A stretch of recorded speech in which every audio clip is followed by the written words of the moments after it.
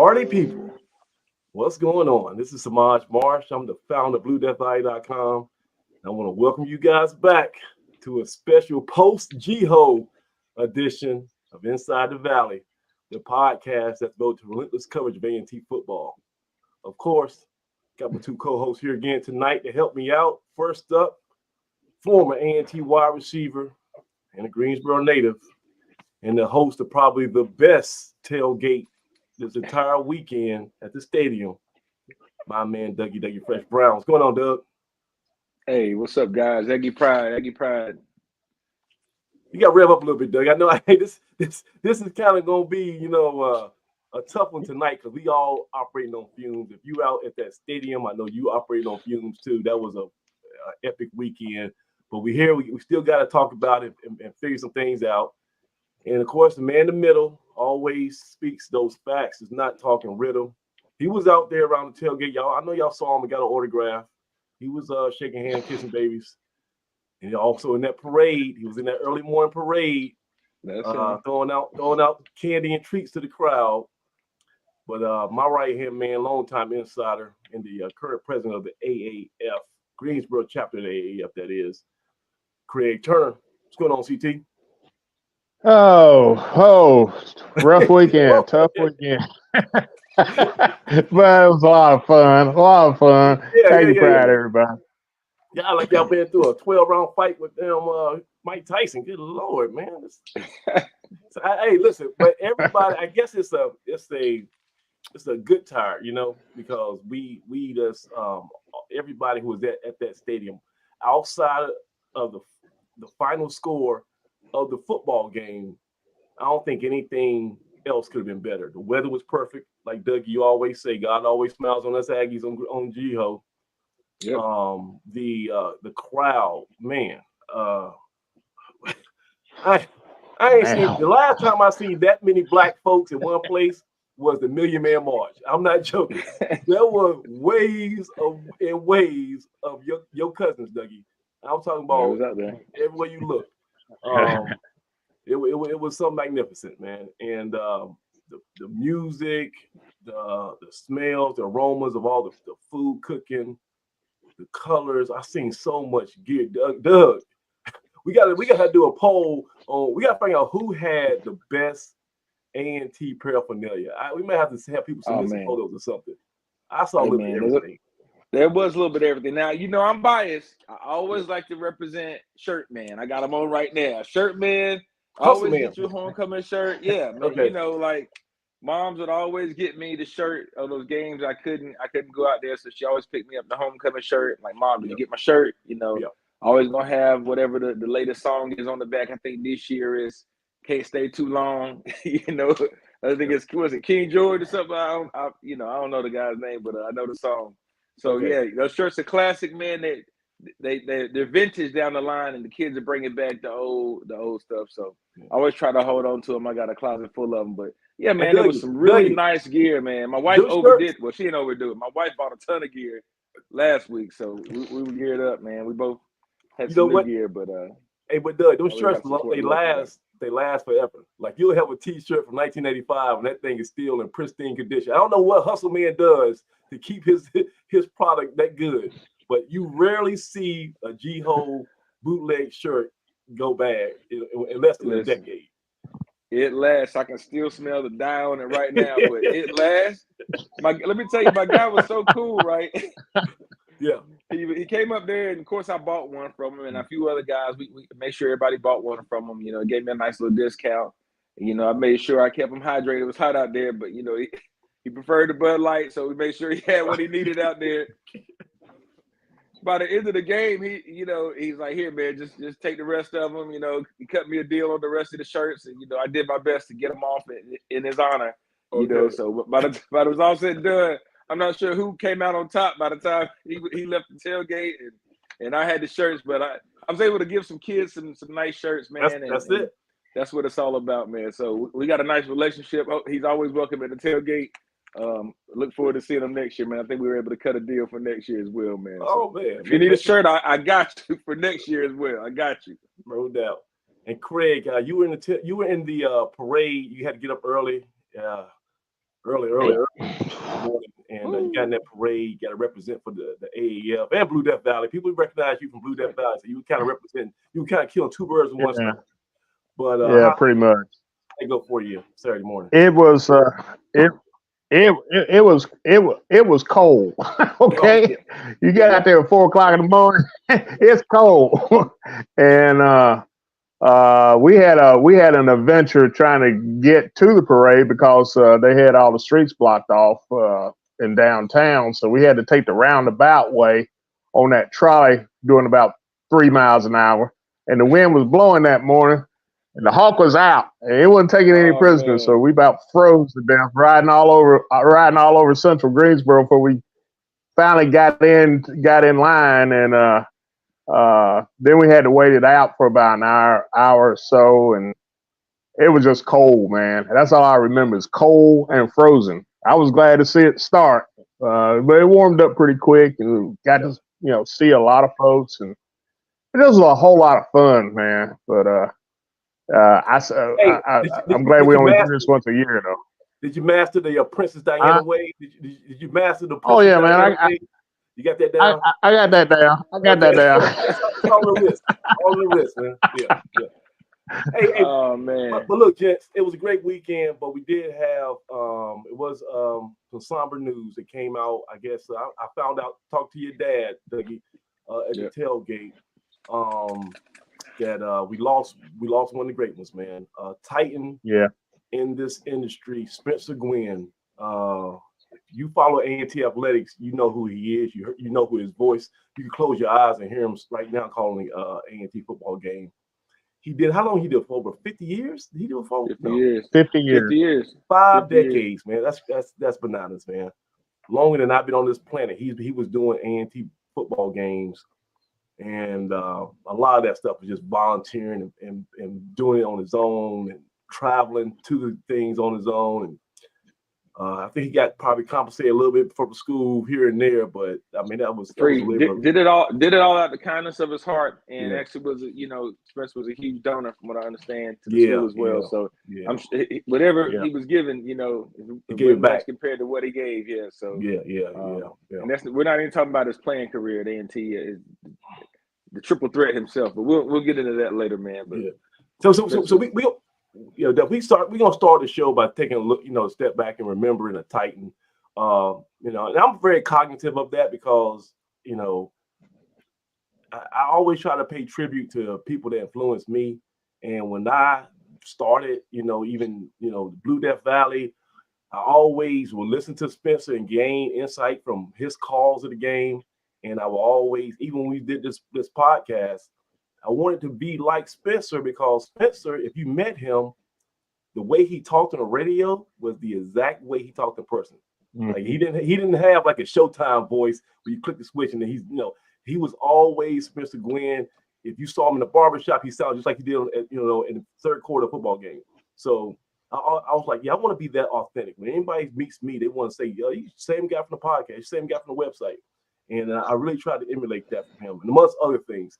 But our first guest tonight is somebody who knows Spencer well. They were dear friends, and he's also a Titan in this black college sports industry.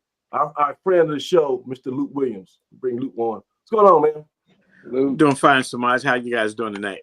Man, we're doing great. Right, we're kind of detoxing from GHOE. We're trying to get our bearings, man. I see legs back.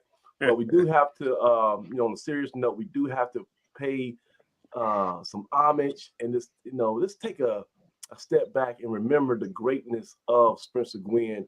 You had a close personal friendship with him for over decades. Can you talk a little bit about the impact that he had on you and just the kind of man he was? Well, in the realm of black college sports, there are a lot of if you go down the list, whether it be Florida A&M, Alabama A&M, Jackson State, there's always been broadcasters, usually alums of the school, who contributed greatly and for many years. So 50 years that Spencer Gwynn did. And, one of the key things that Spencer would always talk about is that he never missed a game. Mm-hmm. Two things he would talk about. He never missed a game in 50 years, and he never was late. that's the kind of guy that he was. He was just a solid citizen, devoted Aggie, who did all of it. And if he got compensated, I don't know that he ever got compensated, because he didn't mind telling me how often he was doing this for free. You know, he worked with a guy named Al Swan. Yes. I'm sorry, not Mel. Al Swan. Mel Swan. Mel Swan, right. Mel Swan. And they were both educators in the city of Greensboro. Yeah. Very committed educators. Spencer had been a teacher and eventually became an assistant principal and then a principal. Yeah. And these and you know, to be able to do the games and basically drive to probably 95% of the games wherever they were, to show up on time, to be there. It was a labor of love for him, and just an example of how much he loved A&T. And homecoming, can you imagine that he passed like the day before or the week of homecoming, which of course for any Aggie, you know, is the highlight of the sports season, because, you know, there's nothing like it in any other sport like homecoming in football. And he proudly carried the Aggie name wherever he went. I actually did a documentary on Bill Hayes recently, and when we did the A&T part of the documentary about Bill Hayes' career, he was the one who talked about Bill Hayes and how he came from Winston-Salem State. You know, I think Winston-Salem State was 0-21 against A&T when Bill Hayes took the job. Obviously, Spencer Gwynn was right there all through the Bill Hayes era. I actually wanted to look back and see how many football coaches that he survived during his 50 years. And I imagine you or Doug or any of guys, Craig, could probably talk about how many coaches that he went through. And he would always interview the coaches before the game, always do he did his homework in terms of preparing for the game, talking to the coach. Usually that was a part of their intro to the game, was his talk with the coach about, you know, what they expected and what they were expected to do. You know, but he was just a great guy. I played golf with him. He was an avid golfer, particularly during his retirement years. He played golf basically every week. And I think Spencer was 93 years old, and you would never have known it, because his health, his vitality, he wasn't sharp, a guy man, sharp and quick, man. And he didn't slow down. And I used to ask him often, how old are you? Just to remind myself, because he could move around and play golf. You know, I played golf with him one time. I think the first time I played, I actually beat him on the golf course. And I told him he'd never get a rematch, because we were going to live with that for the rest of my life. But just a great guy. Yeah. And everybody knew that Spencer was a gentleman above everything else. Just a devoted Aggie, as you well know, in the Hall of Fame. He don't mind telling you about the 76-yard punt that he did. Oh yeah, you heard about that once or a dozen times. Oh yes, brother. He'll remind you every couple of years. You know, Lut, I have the record still stands from a punt. I think the punt was against Johnson C. Smith, if I'm not mistaken. Right. And he said it always changed too. Once it was with the wind, then like the last couple of years it was against the wind. You know, then it was like almost a hurricane wind conditions, and he still, man, you know, it always got bigger and better. And I think he was a punter and a fullback. I think, you know, in those days he probably played a little linebacker as well. Everything, you know. So just a great Aggie. I was shocked and sad, and I was actually in D.C. I had a wedding. One of my granddaughters was getting married in Washington, D.C., so I couldn't stay around for GHOE. It's the first one I missed probably in 15 years. And then when I saw that on, I think it was Saturday, man, it just was like a blow to my heart, because he was such a kind, gentle guy. Of course, if you get him a little riled up now, he could talk about a coach. He could talk about a program. He could tell you about a player, and he wouldn't hold back, you know. And it's certainly, if he had a question about how long a coach was there or whether they should get rid of a coach, he had some opinions. You never heard that on the air. You know, he wasn't a homer in that sense, where every call that went against A&T, he would accuse the officials of cheating. He did as much as he could to stay as objective as possible. But when he finally did step down, I think all those years volunteering without being paid. I think in his last few years, I think he really was bothered by the fact that the athletics department had the money to pay him, but since he had been doing it so long for free, they refused to pay him. And he would come to me, Luke, does that make any sense to you? Why can't they offer something? Why can't, so. Yeah, respect type of thing. Yeah. And you know what, man? I tell you, that I don't like hearing that part, but and I wish, and you always have these regrets, but I wish I probably could have, picked his brain a little bit on some things, because he was a encyclopedia, man. He knew Absolutely.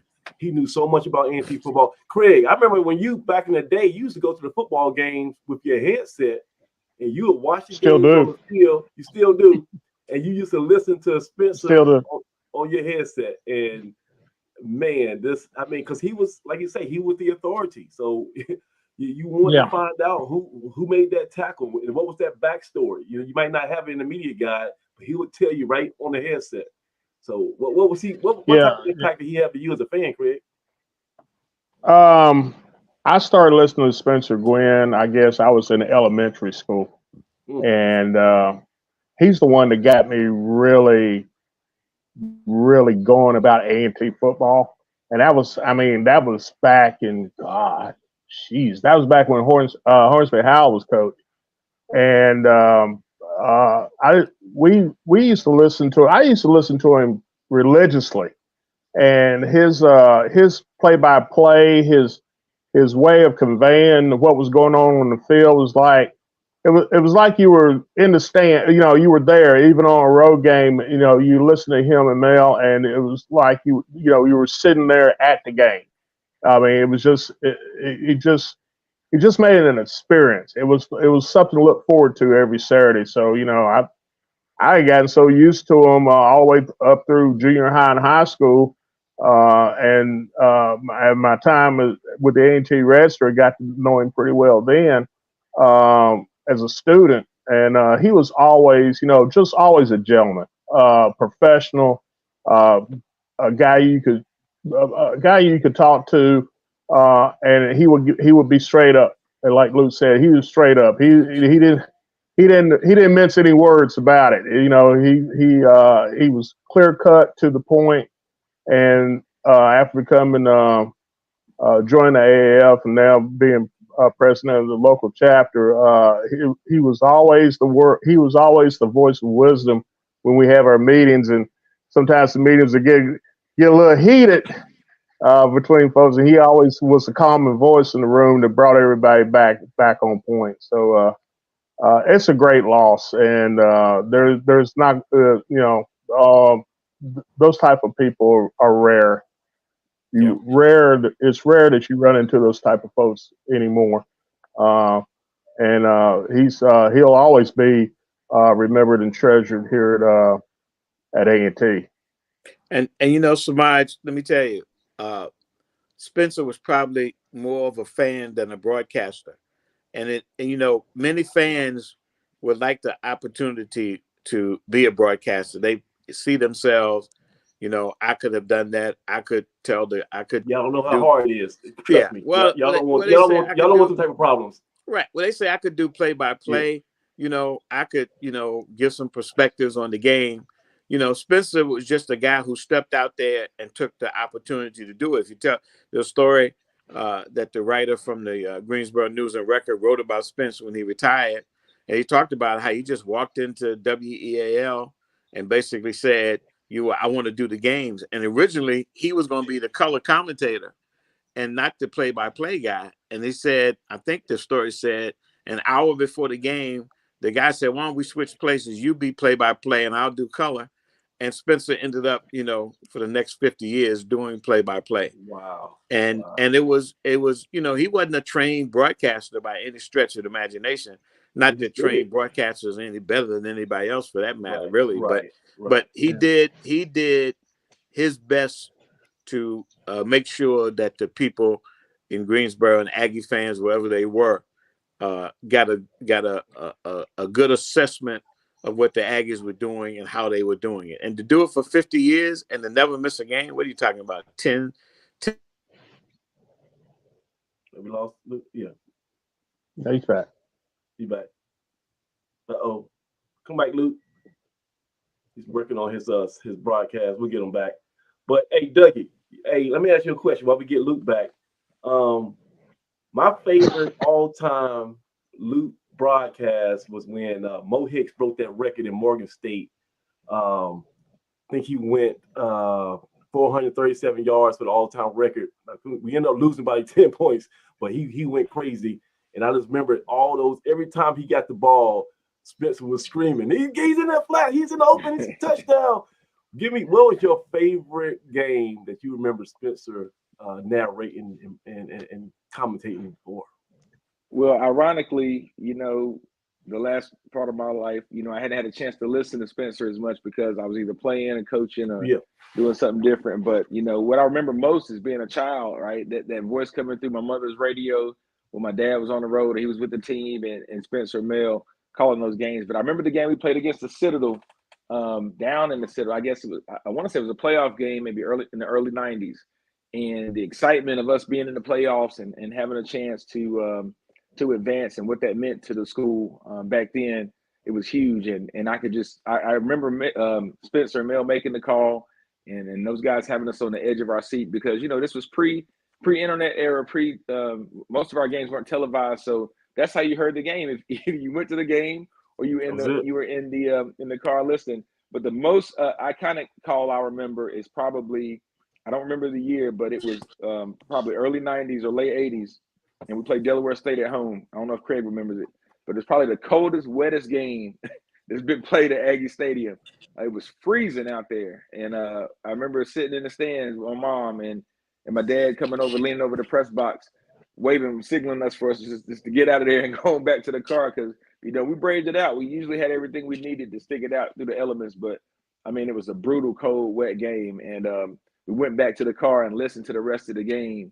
Listen to the rest of the game on the radio. So those are the two games that I remember most, just, hearing those guys call the game and wanting to be there in person and having to listen to those guys describe those games, to Spencer and those guys describe the game through the radio was just something else. But, Spencer was a special guy, man. The hardest handshake you'll ever meet, right? Spencer will break your hand, shaking your hand, man, and you dare not try to squeeze it back, man. But what a solid guy, man. He always had positive things to say. And Luke, you're right. He was as big as fan as he was broadcaster. Loved Aggie football. I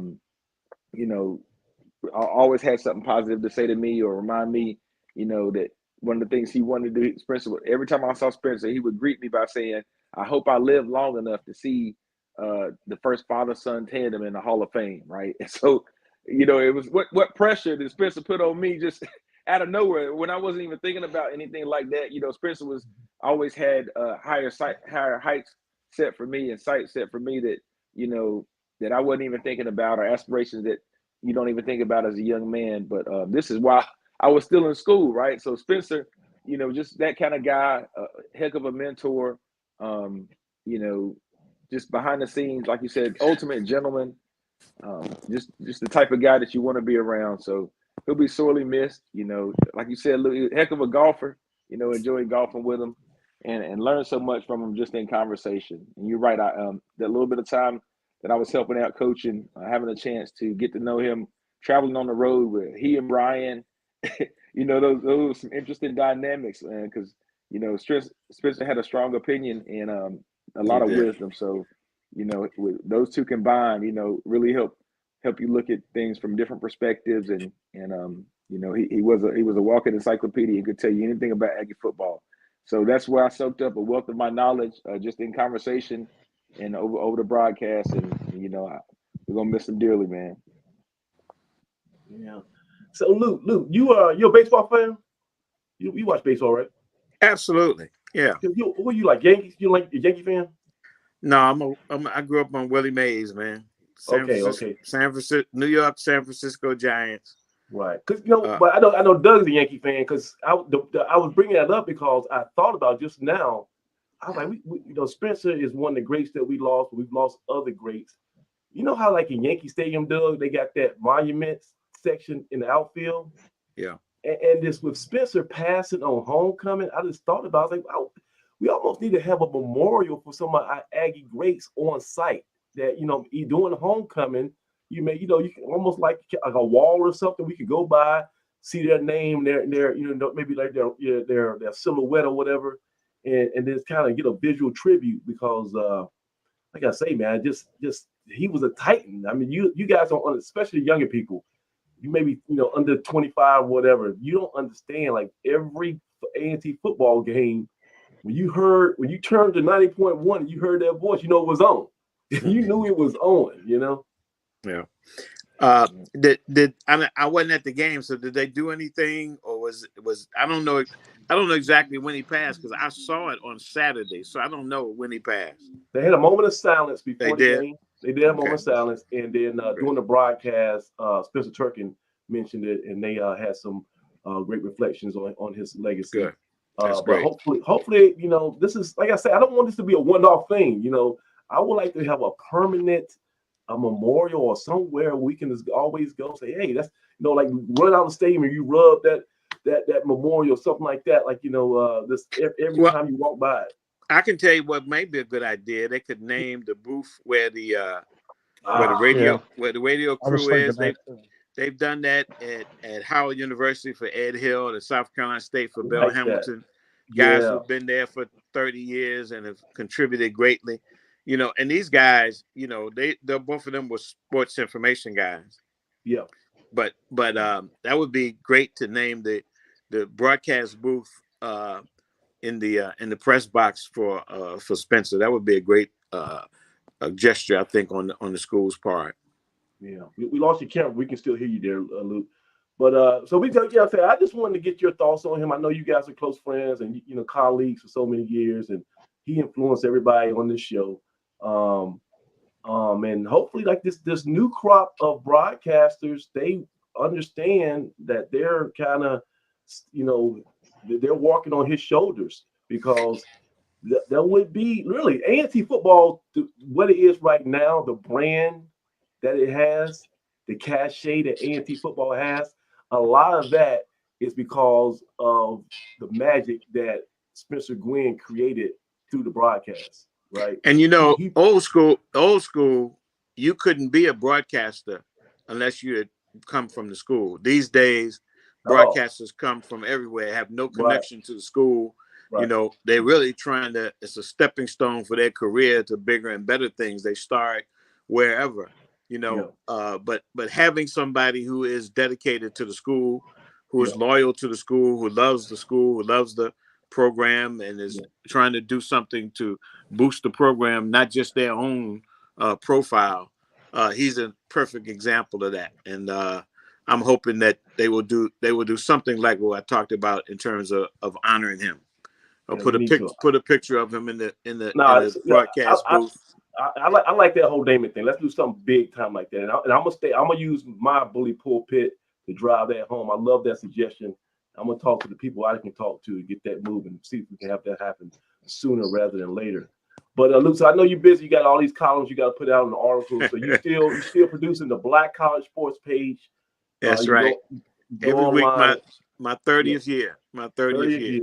Right. Yeah. And it's amazing. And then what we need to do, Luke, we need to get like a how they do the what's they call it, NABJ.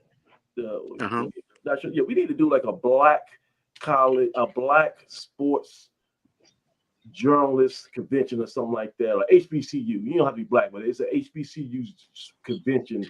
Maybe it's a regional thing where everybody in the whole HBCU sports world kind of come together once a year and celebrate each other. Because I don't want to always just worry about when somebody passed. I want to do pass some flowers out. Yeah. Live. So we lost my main man Eric Moore about a year ago. Yes. But there is a group, and if you get a chance to go and check it out, and you guys should be a part of it. It's called the HBCU PSMA, Pro Sports Media Association. It's online. Okay. HBCU PSMA .com, and it has a collection of as many HBCU media outlets as possible. In fact, that's where, since my main man Eric Moore passed, that was running onadan.com, that's where my page, the Black College Sports page, is put up there every week. It's HBCUPSMA.com. So I will if you check get it a out chance, tonight. please definitely. check that out. Yeah. All right, Luke. So until I guess next Monday, I'll see you at the press conference, and we'll be figuring out some look football. forward. Thanks for having me, and guys. Look, we really appreciate you, man. And we can't get off this call without man. again really thanking you for all you do, man. And Yeah. like I said, I played in the era where we used to run to go pick up your print, man, and soaked up every little bit of what you do, man. Between myself and Mr. Billy Covington, the handsome one himself, man. That's the my handsome guy. man, my main man. Y'all, you guys take care. Thanks for having me. All right, man. Yeah, Luke. Appreciate it.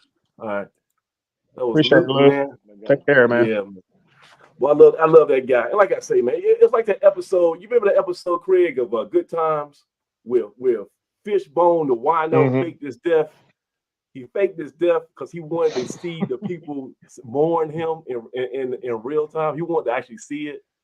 And then they found out that he was in the back of the funeral. They said, Fishbone, that's you. Why you faking? He's like, look here, man. Tell me you love me. Do you love me? That's what he told him. And so we gotta tell. Listen, we gotta tell people that we love them while they're here, because life is so quick, man. In the blink of an eye, you have somebody right there and there, and you think, oh, I'll catch up with them next week, and you don't have the opportunity. But I tell you, man.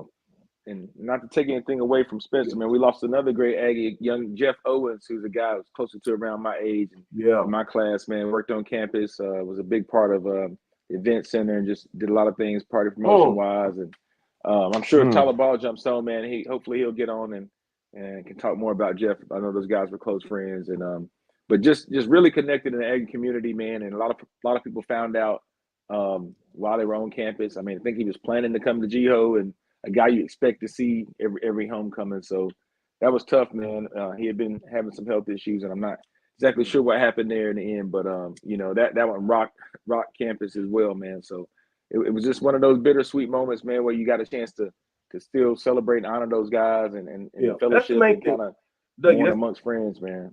That's the main thing. It's a celebration of life. Hey, we all of us gonna be out of here at some point. Ain't nobody a vampire. You ain't living to be 400 years old. Okay, I'm sorry. I hate to break the news to you. Yeah. Well, I think it was cool, man. It kind of changed not change the vibe of homecoming, but definitely encourage people to love on each other and appreciate the time they were there a little bit more, man. It was just one of those things. But go ahead, man.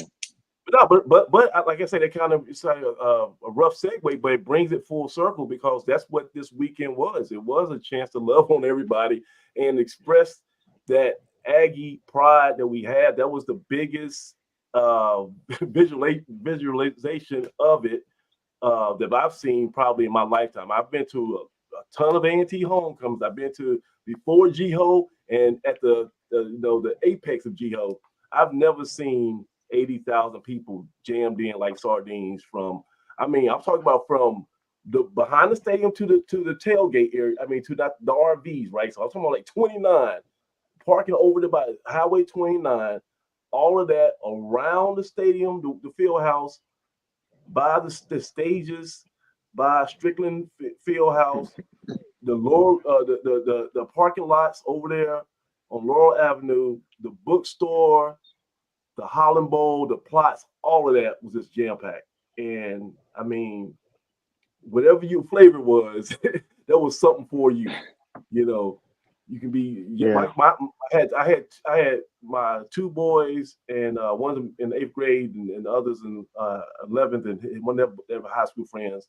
They were, they were looking at the eye candy. They were taking it in. Wait a minute. Did y'all went up on campus? Y'all went on Lower Street? So here's the deal. So I had to cut my GHOE short. So I had to do like a speed round. So I left the blue lights. I left y'all probably about an hour after the game. And then I said, well, I'm gonna take the scenic route back to my car. I parked by the Alumni Event Center. So I said, I'm gonna take.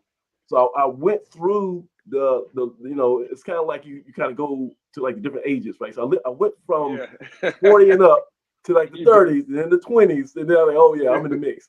So you go through it all. Like you see, it's like the So four. did you make it to the corner of Brown Hall? Or did you venture on through the bowl, or did you hook a left? And Okay, go so I on to made the the top of the bookstore, and then I saw the Promised Land, and I thought about it. I was like, I got my anniversary in 24 hours. I can't jeopardize anything. I got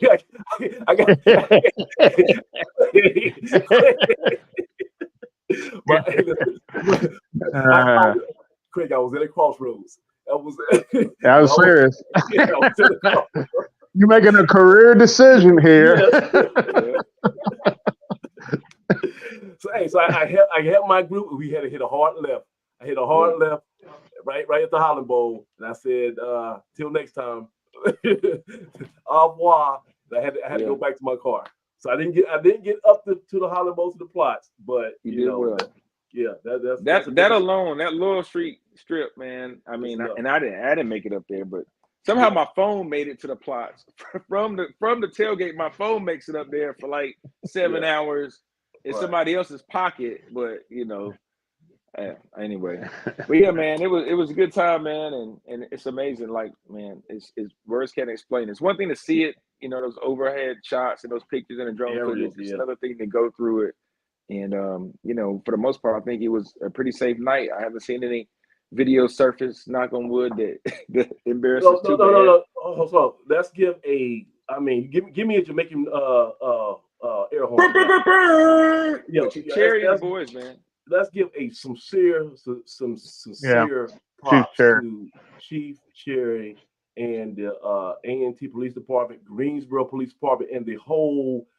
They had like a whole regional task force that they brought in just for this event.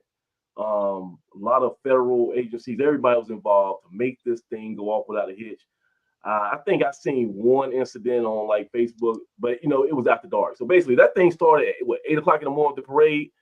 By 6 o'clock, all bets off. If y'all can make it to 6 o'clock, then that's a victory in my mind. They were visible. They were visible, but not intrusive, from what I understand, from what I observed anyway. I know you saw a gentleman getting tased, but it might not even be there. He sounded like he deserved it, but for the most part, man, not to have any major incidents that I mean, that's always fingers crossed. You're always like on pins and needles with that many people on campus, but people are having such a good time, man, and to manage that and not get in the way and kind of not, impose on that. The worst we saw was people getting removed out of their seats during the game.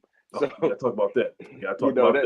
That's the most, the most I saw. But man, awesome job. You're right, awesome job. Hats off to those guys and the rest of the police department. And hats off to the crowd, the Aggies that showed up, man. I think we're a part of that, kind of maintaining the atmosphere and kind of regulating how things go and what the flow looks like and the vibe. Hey, hats off to Billy though. Let's go. Let's give Billy E.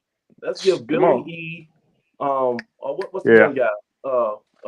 Billy and Danielle. Danielle. Let's give Billy and Danielle and that whole crew, that whole facilities crew, some major props because first of all, Craig, that field looked pristine.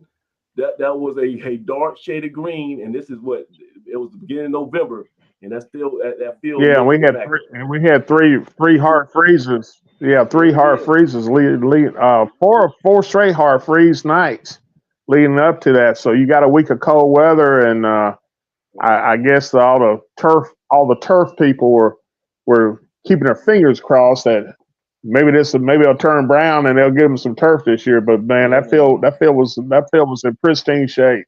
Billy knows his business. Huh? I think it's the best natural surface in the state right now, man. Taking a look at some other folks' surface right now. Theirs isn't looking as good as ours, believe it or not. Natural surface, and keep an eye on that, man. A lot of NFL, they're talking to NFL, man. A lot of pro teams want to go back. A lot of players want the grass back. We'll see what happens, Craig. We might wait it out. 5 pro franchises got rid of their turf and went back to grass. So I think the move is back to natural grass. It's just have to find the right combination for the time of the year and what your environment is year round, and that's the difference. Well, look, guys, we got one more home game. And I want to say, knock on wood, I don't want to get too ahead of myself, but we go next week and we have great grass next week.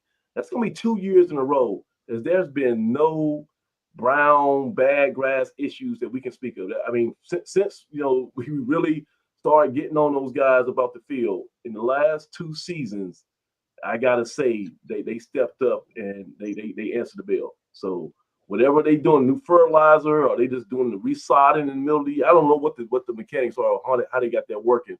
But I was a big critic of the field, and I've been silenced. There ain't nothing I can say that's an issue with it. If they want to continue, like I said, I just wanted to look good. So if they want to continue with the natural surface in this manner, and they can maintain it, then I got nothing else to say about it.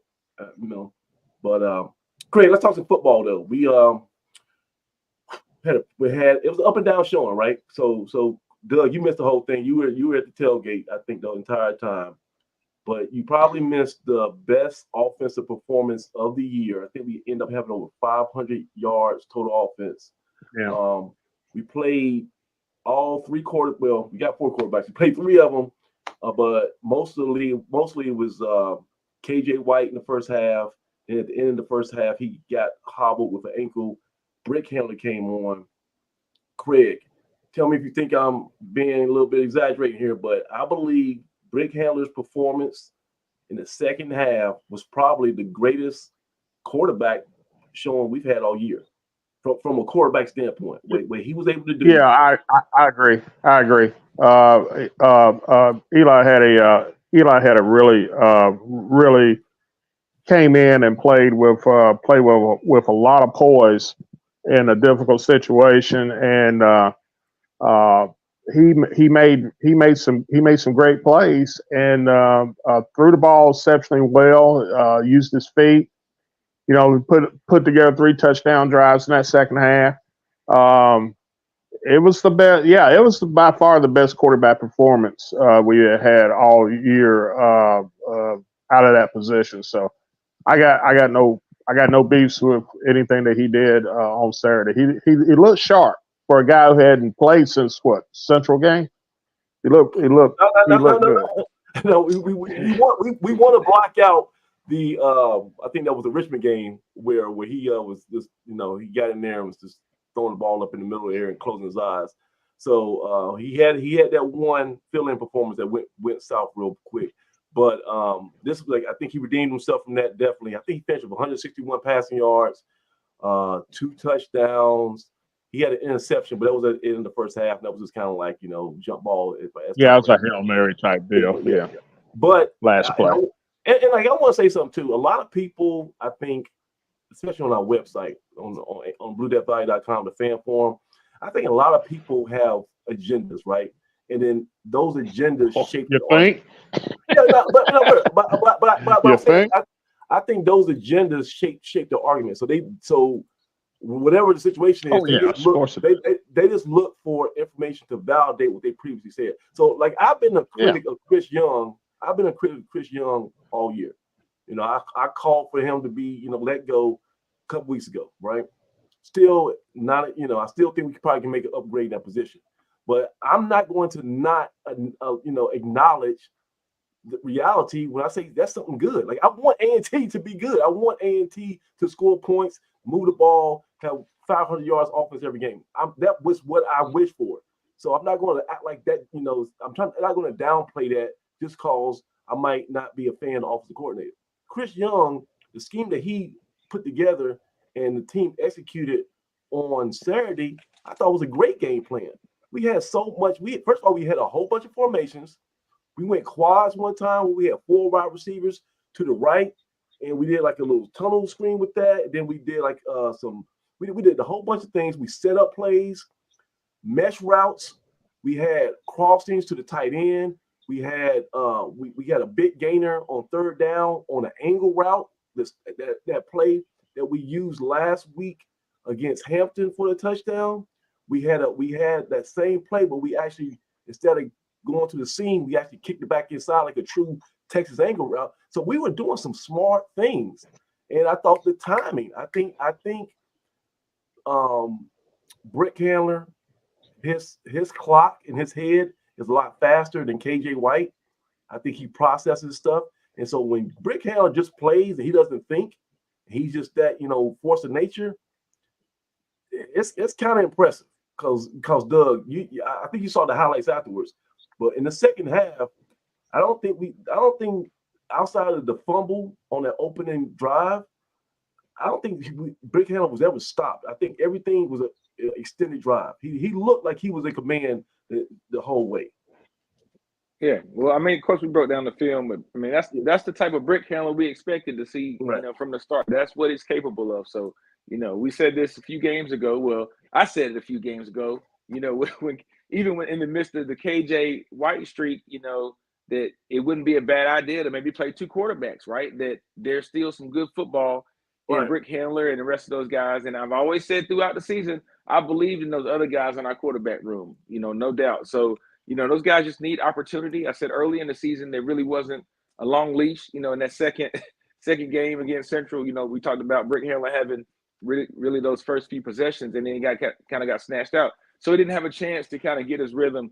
Those receivers didn't really have a chance to build that camaraderie, that chemistry they need, that game time reps to provide, right? So, I always knew that, when he got a chance that he would be ready, and actually got a chance to talk to him a little bit at Hampton, and he was a little down, he was ready to get out there, but his attitude was still like, hey, I just want to play, just put me in somewhere type of guy. And you love when your guy is sitting and watching now. And I will push back on one thing. It's good when Brick Handler just goes out there and just plays freely, but I like to think in Brick Handler too, right? Because one thing he had a chance to do was to get a ton of mental reps when he was standing on the sideline watching. Great point. Great point. Right? Great point, Dougie. Great point. You as a backup, you can do one or two things. You can kind of soak and not be engaged in the game, or you can kind of just get that information from the sideline. And I think he did a great job of that, and did a great job of being ready when his name and his number was called, right? So Brick Handler, Doug? He's a very You know what, Doug, too? I just thought about something. When he went in that game, he wasn't like shocked. Oh, shoot, I got with my helmet at. I think because that was like murmurs all week that KJ White was nicked up and that he might not be going. So I think that the plan was in the week preparation that Brick Handler was either going to start or he was probably going to get a chance to play. So I think he went into this week preparing to play so that when he got thrust into that role, it wasn't a shock to him, right? I think he was already, because I think we heard pregame that some people were thinking that he was going to be the starter of this game. So when he went in there and said, "Okay, yeah, now's my time." So I think he's a starter. We have 1A and 1B. Brick Handler is a starter, right? He was named our starter at the beginning of the year. He has starter qualities and potential, and his game suits being able to be ready whenever it's called, right? He's kind of off schedule. He plays better off schedule sometimes. And that same run you saw him make up the sideline, when he juked my guy, I'm sure people were like, "Oh, look at Brick Handler run," but it's not unfamiliar. It's pretty much the same run he was making against UAB when we're asking him to get down and step out of bounds, right? He scrambled, bought some more time, didn't go out of bounds because he believed in his ability, right? So, unfortunately, we didn't see it as much early on, but, early in the season, we might be yelling, "Get down, save yourself, don't take the hit," but he believes in his ability and he knows what he can do. And I think I'm so happy, number one, that he had that success, and because he deserved it, right? He deserved that success out there on homecoming. There were some folks that was saying he was going to be one of the first guys in the transfer portal after the Norfolk game. And Craig, you remember that when people said, "I know somebody's going to be looking, all these guys." So, he likes it here. He's at home here. So I'm happy he's still a part of the team. He's still bought in. I don't know if you saw the viral clip of him on stage dancing. I think it was at the GHOE pep rally or something. Brick Handler. Yeah, he's something else, man. He's something else, and he came by and hung out a little bit after the game, and was in great spirits. So that's what I love about that room. Any and every one of those guys will be ready when their name's called, and that goes for Mr. Yeager and definitely for Mr. Hooker. Man, so good to see the Hooker family all together hanging out as well too, man. So those things are what make. Hey, was that Hendon site? I thought somebody saw Hendon on the yard. Hendon was in town, man. Hendon was on the yard, man. When he was at home, I'll say that Hendon was home. Yeah. And of course, Allen, he's got a lot of duties for homecoming, man. But he made his way around and got some photo ops and was able to see all the people that come back to see him and his family as well, man. That's the beautiful part about homecoming, man. You seeing folks that that you actually went to school with and folks you see on TV, right? You know, and you get to bump elbows with them, and you know, you never know who's gonna pop up at your tailgate and hang out a little bit. So that's just what makes it special, man. Hey, Craig, real quick though, I think I think this is definitely Brick Handlers coming out party. We finally saw some of those signs that we saw in the spring game kind of come to fruition and all to a head.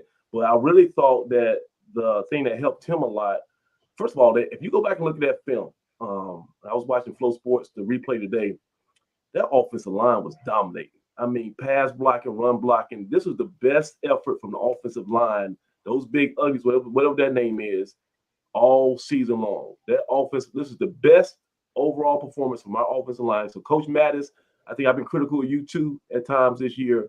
Coach Mattis, you know, you need to take a victory lap because your boys are ready to play. At times we dominated. And Craig, Kenji Christian, 100. Let me see. He had 140 yards and 3 touchdowns, averaged 6.4 yards per carry. He had a costly fumble at the beginning of the second half, but well, we put him in a 3-and-out situation after that fumble, so it was a wash on that. I think as far as the offensive line, I think they're healthy and healthy across the front. The original starting unit now is completely healthy. Yeah. And I thought that was a huge difference in the run game. We ran the ball on them fairly well. We did a pretty good job of pass protection for the most part. The offense, you were talking about Chris, what the job Chris Young has done. I think they figured out exactly what they need to do with these younger guys. Especially with all the young guys that we have in the skill positions. And it took a lot of pressure off. We saw a lot more quick out passes, utilizing the quick outs, utilized the tight ends quite a bit on Saturday, which we hadn't seen. I think Garrett had the big touchdown pass. And keep your helmet on, son. Keep your helmet on when you're on the field. Yeah, you got lucky. I know he didn't know quite what to do. He scored a touchdown. Didn't know quite what to do. Find a teammate. Dougie Tate would do. Find a teammate and celebrate with your teammate. Don't take your helmet off. Helmet on. Keep your helmet on. Yeah, he's a new guy. He's gonna be around for a while. So I'll take it. I can put up with that. Ned Dobson had a good game catching the football. So, and one thing I do really like about Brick Handler is that he is not choosy about what receivers to throw the ball to. Well, and I think that guy distributed. He had. I'm gonna say how many guys called a pass. We had. Oh man, in this game, I think it was 1, 2, 3, 4, 5, 6, 7. Yeah. Seven receivers caught passes. Monte Jones had 5 for 98, including. I was trying to wait for somebody else to give a shout out to the receivers, but I can give a shout out all day. But Monte might have to change his name to 7-Eleven. He's always open, even when he ain't open. He's open. He's one of those guys. You just throw it to him. He'll take it off your head.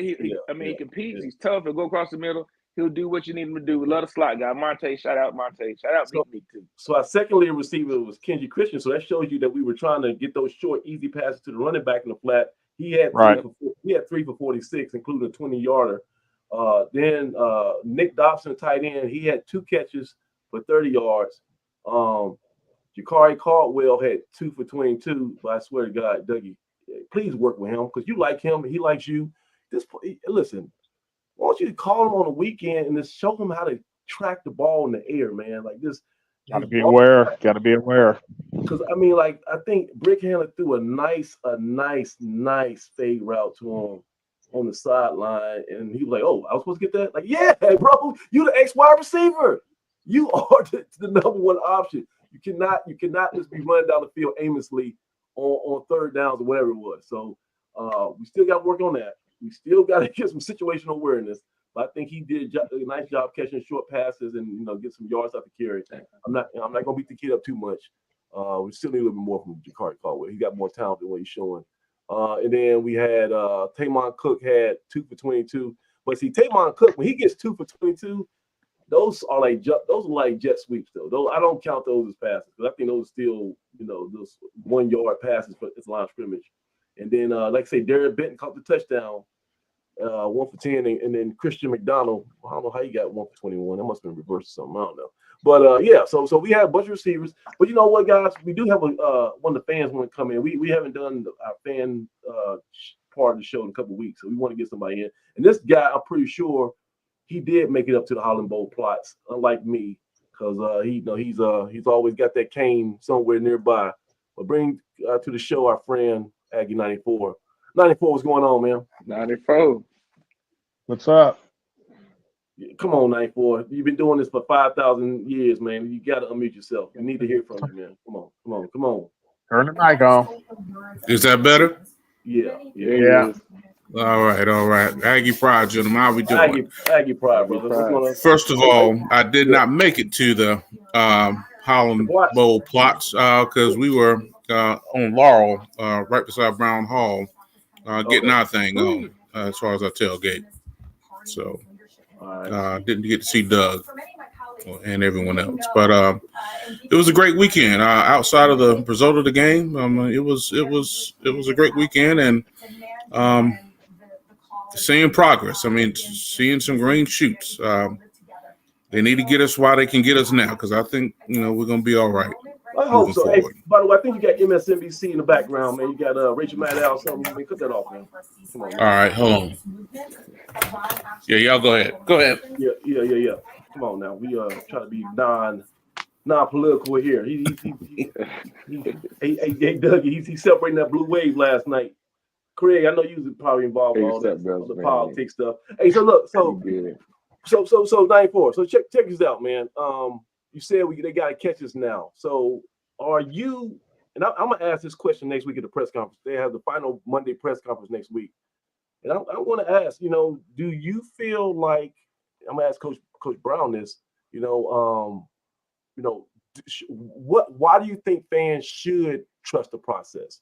Has there been enough evidence personally for you to say, hey, this group of coaches, this staff, they have the formula to get us where we need to go to? Have you seen enough? I mean, because as much as we spent the last 20 minutes talking about the positive of the offense, that defense couldn't stop them nosebleed. Every time we got within 4 points, we gave up a quick score and we was trailing again by double digits, right? So it's always something like Bill Parcells, Coach Brown's mentor, his old coach. He had a famous saying, Dougie. What was it? You are what your record says you are, right? So you can have all the glass half full and the moral victories, but right now you look in the standings, we're 1-8.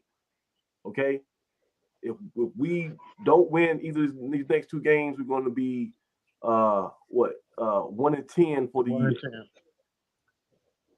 So are you still bullish on this coaching staff going into next season with a 1-10 record? 94. You muted yourself again. I swear this is post GHOE. 94. Come on now. Oh, I'm struggling tonight, y'all. Yeah, I see it. So your new nickname, you are no longer Born Thriller. You're a Nicodamus because you inside my head tonight.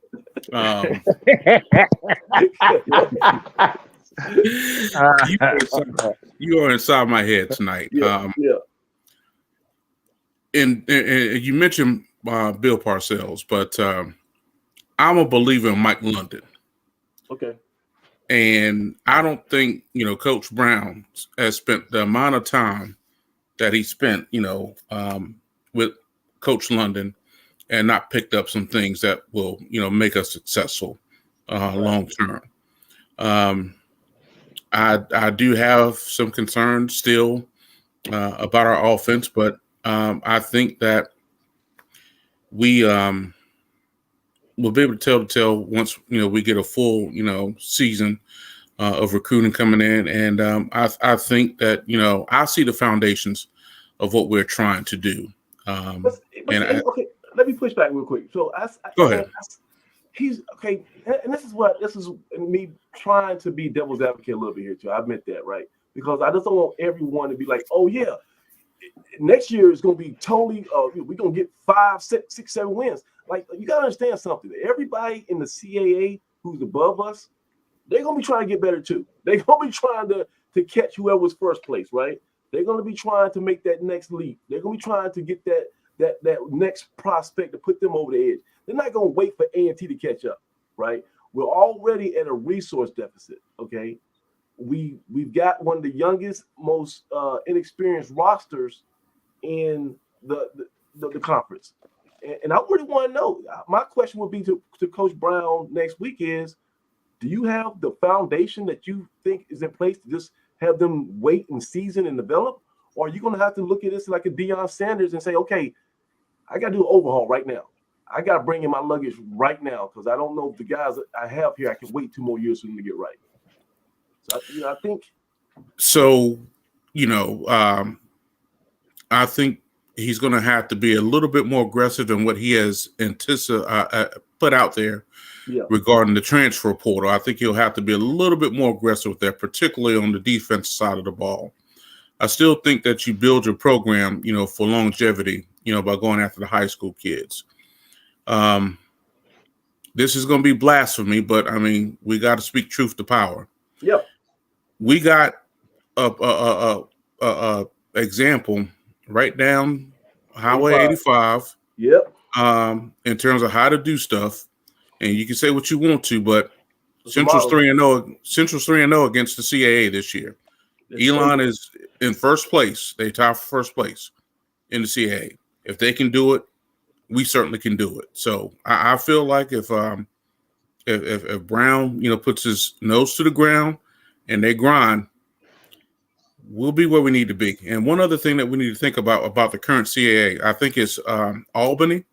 Last year was like 2-9 or something like that. They're in the hunt for the conference championship as well. So, it can be done. Take but one good year. Hey, Quinn, it's not just last year, 94. History says that the CAA will turn itself upside down year after year, right? Yep. And, there are no more victories. But, I mean, to look back at this year and say, all right, we know, just scholarship-wise and personnel-wise and the makeup of our roster, aside from talent, the makeup of your roster says that you're at a disadvantage compared to some of the senior-laden and grad school-laden graduates, seniors, and transfer-laden teams. I think maybe Villanova had like 20-some graduate transfers and seniors. And, I mean, like you playing against grown men. And we've got 73 freshmen and sophomores on our roster. Right. But on the other hand of that, I think part of that, I won't say is by design, but I don't think that's, necessarily something that just happened, right? To be in the post-COVID era where, I mean, the portal is full of graduate transfers. You can build a graduate team or a senior-laden team if you choose so, right? I think some of that was just timing, and you come in and you say, hey, let me really look at the total picture.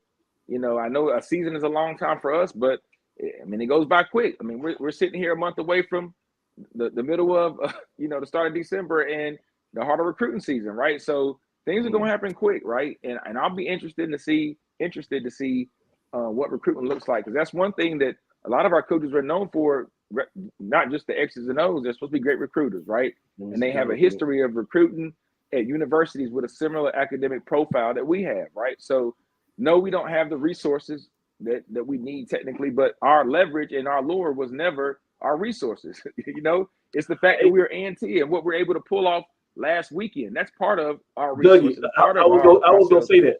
I was going to say that. Like, I don't know how you package that into a promotional pitch, but that my eyes have seen the glory, right? That weekend, that Saturday, now the whole even from Thursday on, if you live in the city, all the ancillary events, the day parties, the Sheraton. I mean, we went to Village Tavern over on Battleground, and it looked like Dougie, looked like the old Mayflower on Renham Road with all the they turned the Village Tavern into Mayflower. But I mean, we offer something that most people, no one else can offer. I won't even say most people. No one else offers what we offer. There's no other weekend like it. There's no other school that does what we do on GHOE. So kids know that. You can't recreate it. you recruit with that. That's a major recruiting tool. Whether the kids come on that weekend or not, you're still able to sell that, and you have the visuals and you have everything else to show kids, hey, this is where we are. This is what we do. You go, and regardless of what anybody else says down the street, of you only gonna have this around these couple games, blah blah blah. That you can't knock it, right? You can't knock it. Often imitated, right? Never duplicated. Yeah. Craig, I don't know too many people to put 80,000 people in that space. That's my point. Hey, Craig, let me ask you this. Do you think with Chancellor Martin announcing his stepping down, do you think that the process for Coach Brown, knowing that one of his safety nets and the guy who hired him, because it was, Hilton didn't hire him by himself. He had to, it was a package deal with him and Martin. Do you think with Martin leaving, do you think that process gets tweaked or sped up a little bit, or does he do anything does he feel like he doesn't have as much time to get settled as he previously thought? Do you think any change in his overall master plan for Coach Brown? No, I don't. No, I don't, because whoever's chosen as chancellor is not going to come in and start eyeballing football coaches. They're going to have a lot more important things to worry about than whether the team was 1-10 or 5-6 or 6-5. That's down the road. So I don't see that happening. I think I think Aggie 96 hit a very key point about the transfer portal. A lot of people don't realize that Townsend came in here this past weekend, and I looked at their roster. I did some research on their roster before last week's game. They had 22 grad transfers on that team. They got 49 transfers total on that team. So that's over half their roster. 3/4 of that roster are 5th and 6th year guys. And that's what we ran up against with Villanova. We ran up against similar numbers with Delaware, Richmond. What those teams did was they stockpiled players during the COVID down period. We didn't. Okay, and that's where the gap is. That's really is where that gap is between where we were, say, in 2019 and where we are now. That year and a half, almost 2-year period, we missed 2 entire recruiting classes. That was the end and of that is definitely. Yeah, that was the end. Yeah. If you want to mark the end of the golden era, if you want to do a history post-mortem or whatever, the golden era of A&T football ended during the pandemic. And that's kind of why I still have some issues with our current leadership. And, we'll talk about that a little later. But that's a good point, Craig. But 94, let me go back to you. So, look, Doug has a thing called the good, the bad, and the Aggie, right? So we talked about the good. The good was the offense, whatever. The bad. I got one thing I got to tell you, 94, that we got to get corrected. And Doug alluded to this earlier. There was an incident, I guess, second quarter, where we had a miscommunication in the stands. There were a lot of players there. I guess they're given wristbands. They have a amount of, I guess, wristbands they can give out to their friends and family and loved ones, all that kind of stuff. And, they are able to sit in general mission. So we had a whole, for homecoming, it's a lot of people. We had a whole bunch of family of players in one section. Come to find out, A&T didn't overbooked or oversold or whatever, and they were actually in a reserve section unbeknownst to them because they were told to sit there. And the way that was, I guess, handled was not super classy.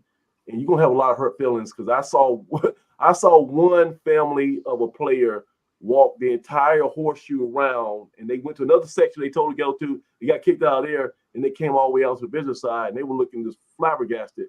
That's gonna hurt because people gonna remember stuff like that, especially on homecoming when you come on stage and you get embarrassed. I seen prominent family members, people who you and I both know, and they were like, "What? I got kicked out." So what I'm telling Earl Hilton and Brian Holloway, anybody who's watching this broadcast now, You need to find out everybody who got a green wristband, and you need to send out a personal letter, hopefully handwritten, and you need to apologize because you're going to lose recruits, you're going to lose players.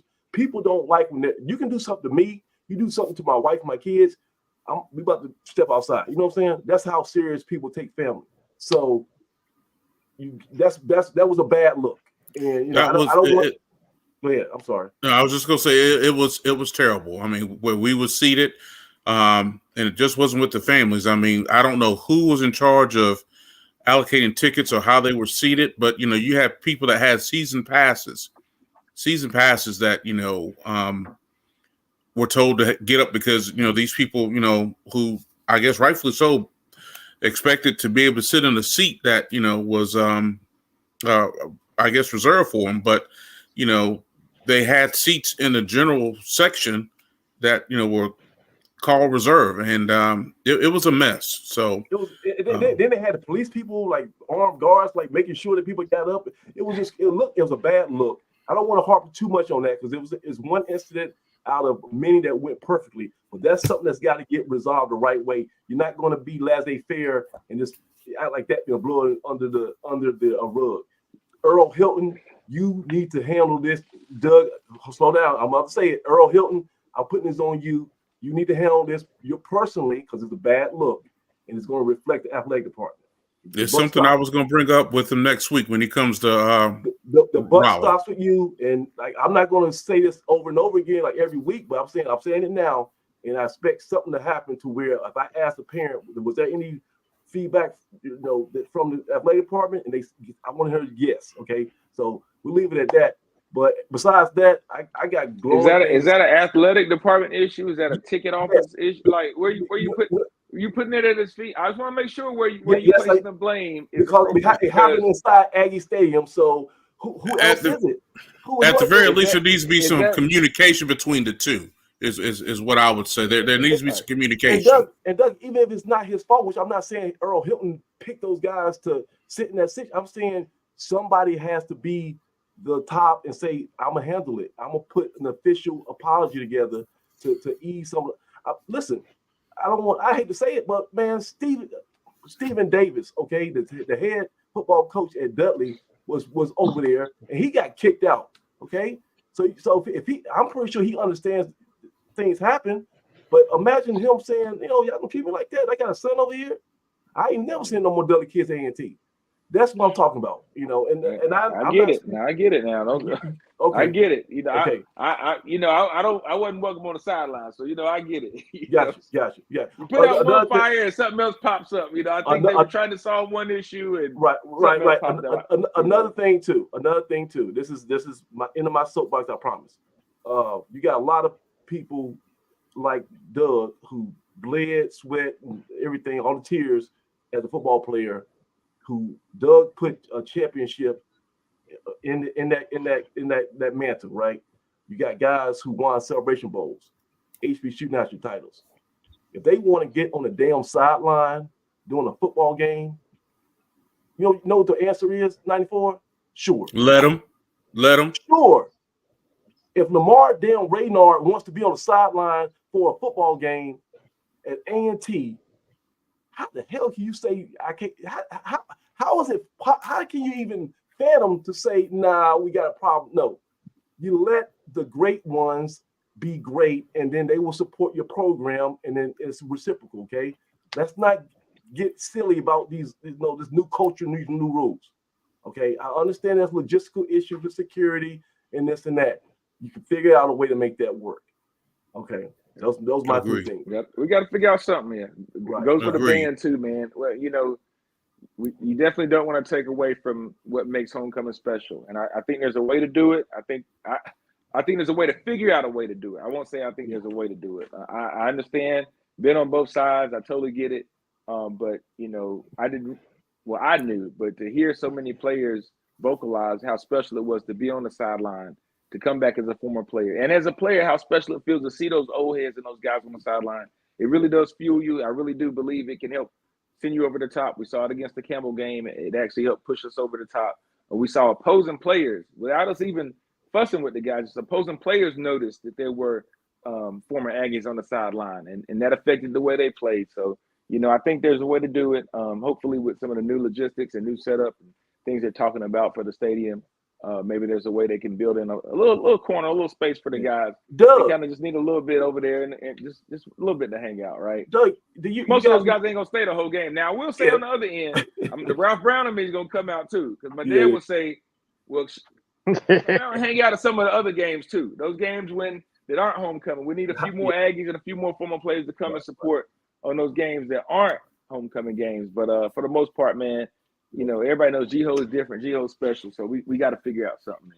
Yeah. I just remember Tariq Cohen years ago saying the most memorable moment he had as an A&T player was when he scored that touchdown against FAMU.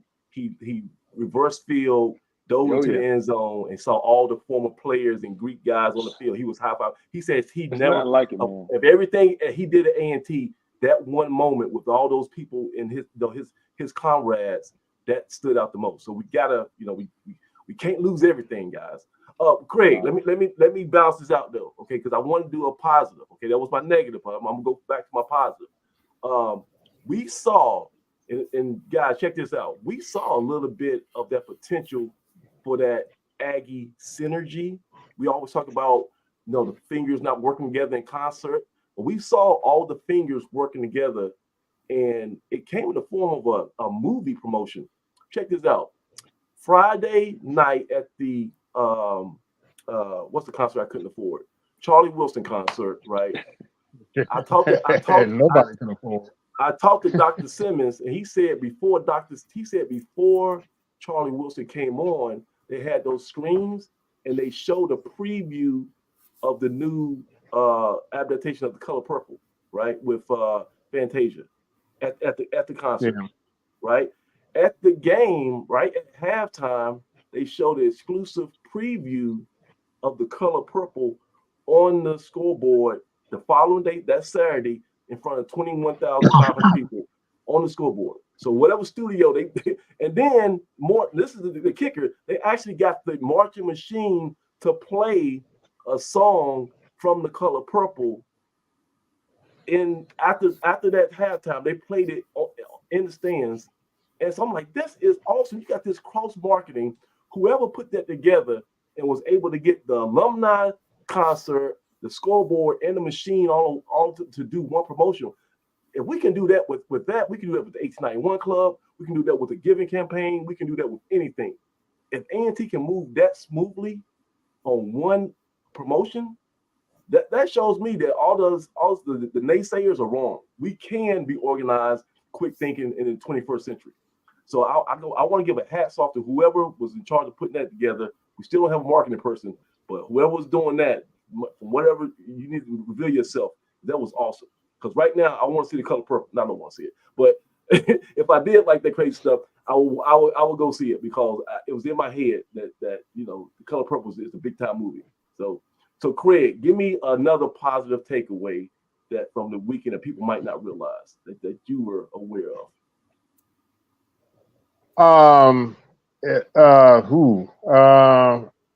Off the top of my head, I think the biggest thing was we're looking at some of the behind the scenes leg work that's being done by the National AAF as far as fundraising is concerned. Oh yeah. What was 2 million you guys dropped? What was the number they said? Yeah, we dropped 2 million this past year, and we dropped 700. I think it was 780,000 on Saturday. Well, that would be for the first 6 months. So yeah, we're it's the fundraising is, and a lot of people are thinking that is corporate. A lot of that is corporate money. It's not. A lot of it is just rank and file alumni. So the work it ain't getting any cheaper, and as Division I athletics goes. But I will say this: of all the HBCUs that I know of, nobody has a core following that is willing to pony up money like A&T. our fan base, and I'm critical of our fan base a lot of times because I think we always sometimes put the cart before the horse, and we want to win so bad we kind of get down on on coaches and kids a little bit too easy for my taste. But when push comes to shove, those folks will dig deep because they want to be the best. So my hats off to all those members of the AAF who put in the time and the trouble and work tirelessly around the clock to try to raise money. I will say this: if you're not a member of the AAF, join, and you don't have to give us $5, $6, $10,000 or anything like that. Join the 1891 club. That's it. $18.91 a month.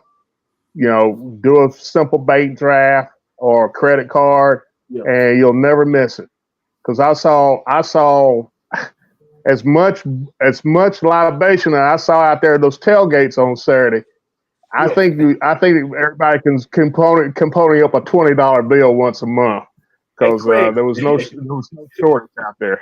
Craig, it's crazy. There was no shortage for those who were thirsty. Let's put it like that. So the alcohol was flowing, but Doug and Craig in '94. The crazy thing about it is when you go on Laurel Street up to going from the corner up to the bookstore, every tent had a DJ. that was like five DJs. Yeah.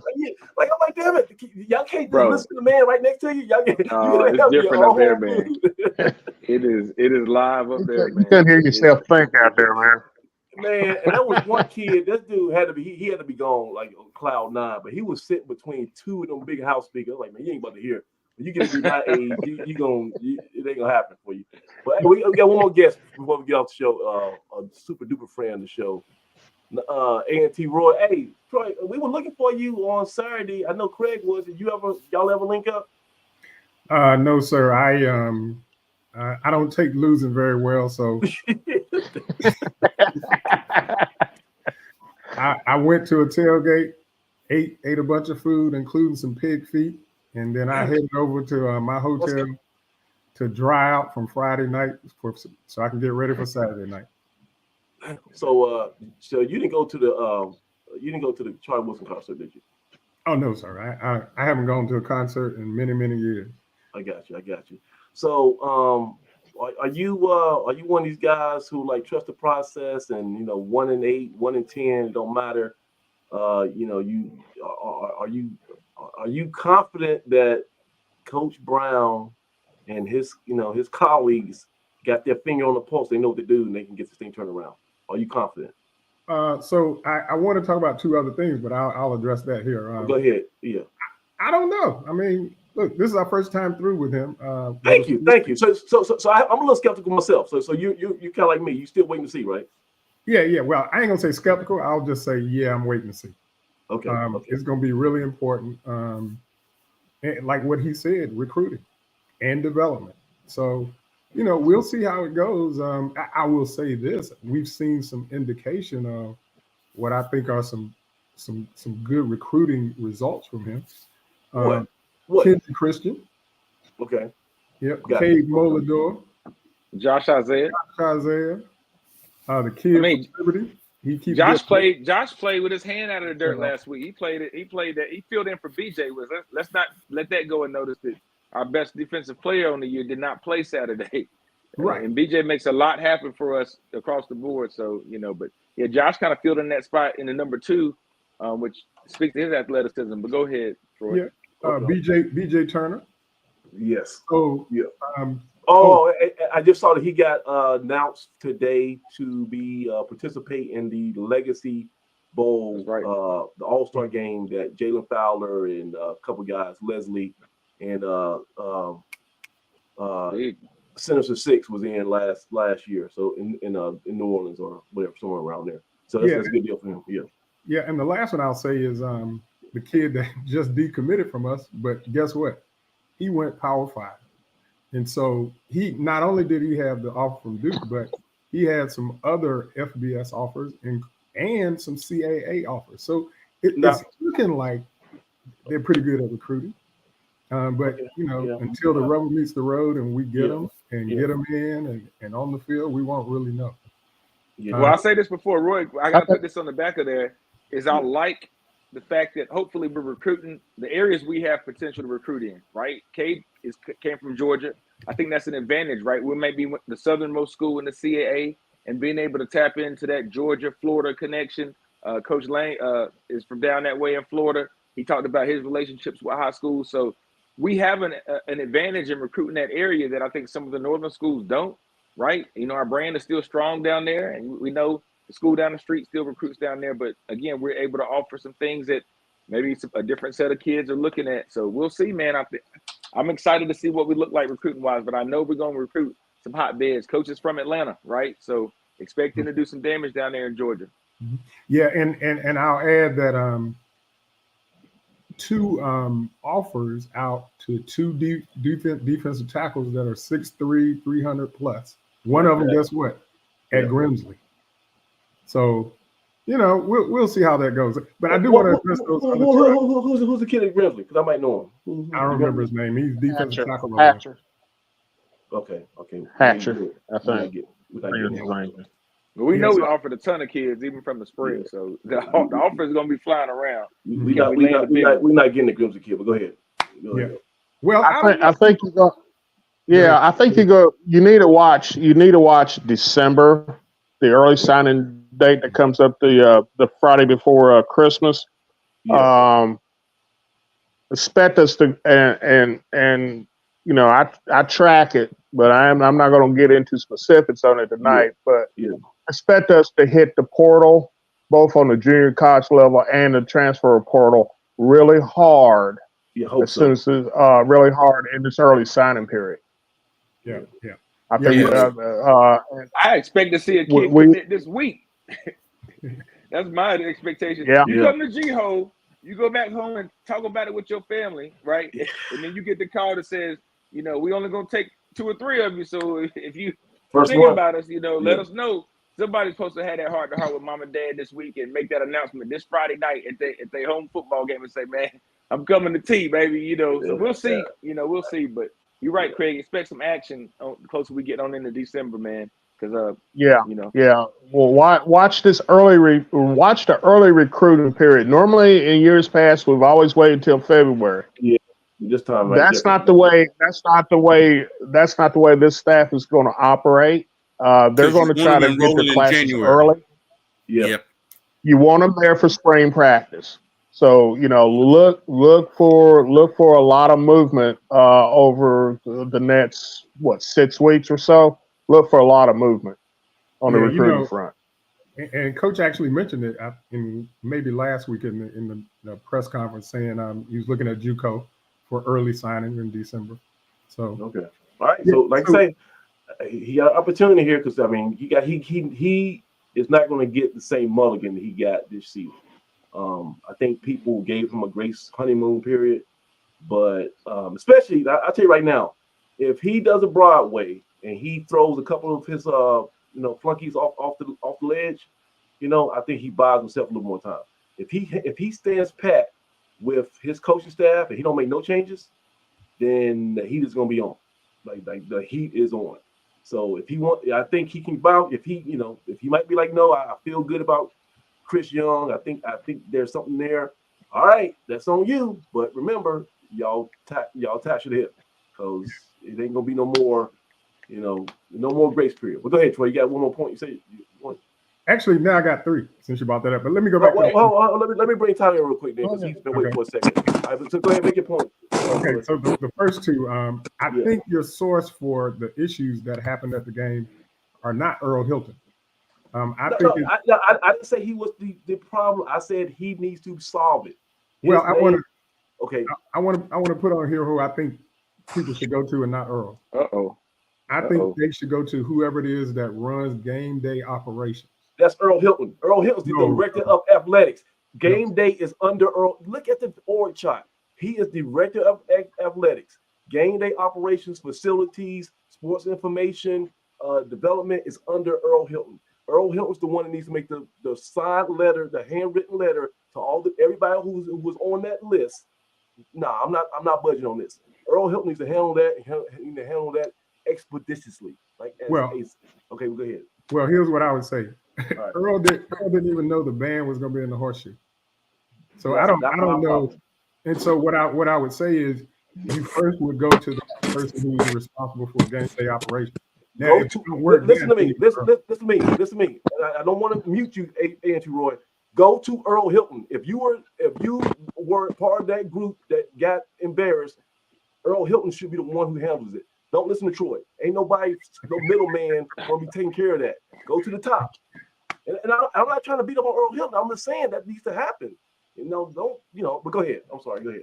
Well, okay. I guess I take the diplomatic right way approach, and I go to the source that I think can fix it. If they can't fix it, then I might move up. Okay. So then the other thing is, how do you figure out who's deserving of being on the sideline for the alumni football player? Matter of fact, I would wonder what Coach Brown would say about why they weren't over there. Because here's what I might have as a coach. Man, they would be distracting my players. How about this? Yeah. If somebody has more rings on their hand than Thanos had Infinity Stones, I think that person needs to be on the track. Okay. If you got more rings than Thanos, then I'm just going to jump out here and say maybe Lamar Raynard needs to be on the track. Okay. I don't have a problem with you suggesting somebody. I'm just saying, what about all the other ones? Where do you cut it off? I'll tell you what, it's generally it kind of takes care of itself. It kind of happens organically. And just like anything else, it's just like the plots.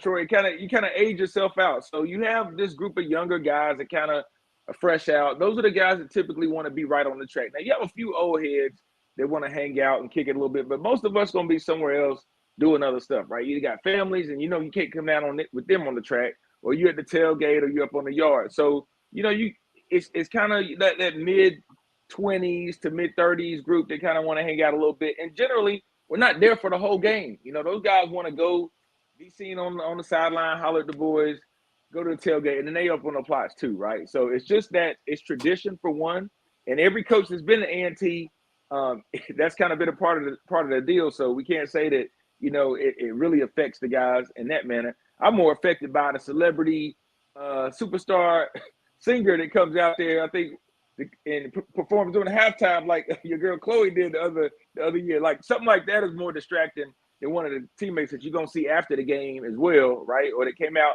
and hung out in the locker room before the game. So generally those guys just add fuel to the fire and kind of get you ramped up. But I've seen very few situations where those guys were a true distraction on homecoming. Yeah. If you worried about distractions on homecoming, I mean, that's probably your smallest distraction is your ex-teammate or your old teammate kind of there on the sideline. But it can get crowded generally around halftime, but post-halftime, unless the game is just, a close game or lit or exciting, man, those guys usually try to stay out the way and kind of end up moseying back over there kind of near the Chancellor's tent area or that kind of tunnel. So, but I get it.